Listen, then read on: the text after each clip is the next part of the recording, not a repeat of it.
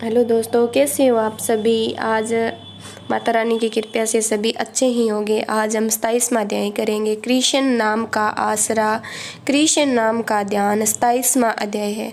अब लिखने लगा महान।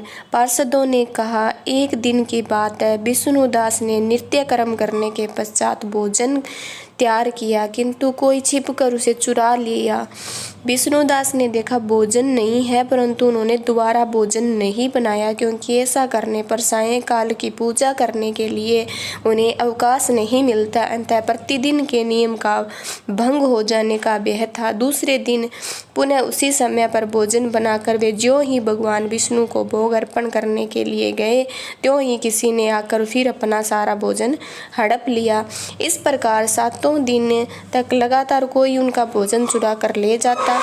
इसने विष्णुदास को बड़ा विषम्य हुआ। वे मन ही मन इस प्रकार विचार करने लगे, अहो, कौन प्रतिदिन आकर मेरी रसोई चुरा ले जाता है। यदि दोबारा रसोई बनाकर भोजन करता हूँ तो सायंकाल की पूजा छूट जाती है। यदि रसोई बनाकर तुरंत ही भोजन कर लेना उचित हो तो मुझसे यह न होगा, क्योंकि भगवान विष्णु को सब कुछ अर्पण किए बिना कोई भी वैष्णव भोजन नहीं करता। आज उपवास करते मुझे 7 दिन हो गए। इस प्रकार मैं व्रत कब तक सितर रह सकता हूँ। अच्छा, आज मैं कोई रसोई भली भांति रक्षा करूँगा। ऐसा निश्चय करके भोजन बनाने के पश्चात वे वहीं कहीं छिपकर खड़े हो गए। इतने में उन्हें एक चंडाल दिखाई दी और रसोई का अन्न हरकर जाने के लिए खड़ा था। भूख के मारे उसका सारा शरीर दुर्बल हो गया, मुख पर दीनता छा गई, शरीर में हाड़ और चाम के सिवाय कुछ भी शेष नहीं बचा था। उसने देखकर श्रेष्ठ ब्राह्मण विष्णुदास का हृदय करुणा से भर आया। उन्होंने भोजन चुराने वाले चंडाल की ओर देखकर कहा, भैया जरा ठहरो ठहरो, क्यों रूखा सूखा खाते हो, यह घी तो ले लो। इस प्रकार कहकर भीवर विष्णुदास को आते देख वज्र चंडाल भय के मारे बड़े वेग से भागा और कुछ ही दूरी पर मूर्छित हो गया। चंडाल को भयभीत और मूर्छित देखकर द्विज श्रेष्ठ विष्णुदास बड़े वेग से उसके समीप आए और दयावंश अपने वस्त्र के छोर से उसको हवा करने लगे।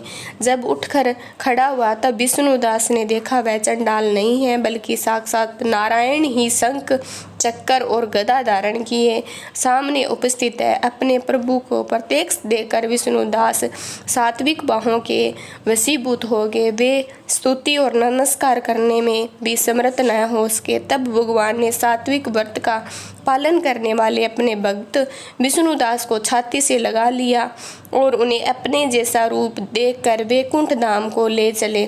उस समय यज्ञ में दीक्षित हुए राजा चोल ने देखा विष्णुदास एक श्रेष्ठ विमान पर बैठकर भगवान विष्णु के समीप जा रहे हैं।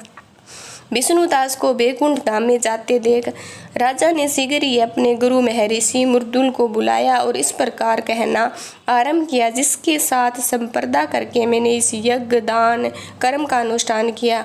वह ब्राह्मण आज भगवान विष्णु का रूप करके मुझसे पहले ही वैकुंठ धाम को जा रहा है। मैंने इस वैष्णव धाम में भली भांति दीक्षित होकर अग्नि में हवन किया है और दान आदि के द्वारा ब्राह्मणों का मनोरथ पूर्ण किया है, तथापि अभी तक भगवान विष्णु मुझ पर प्रसन्न नहीं हुए। इस प्रकार विष्णुदास को केवल भक्ति के कारण श्री हरि ने प्रत्यक्ष दर्शन दिए।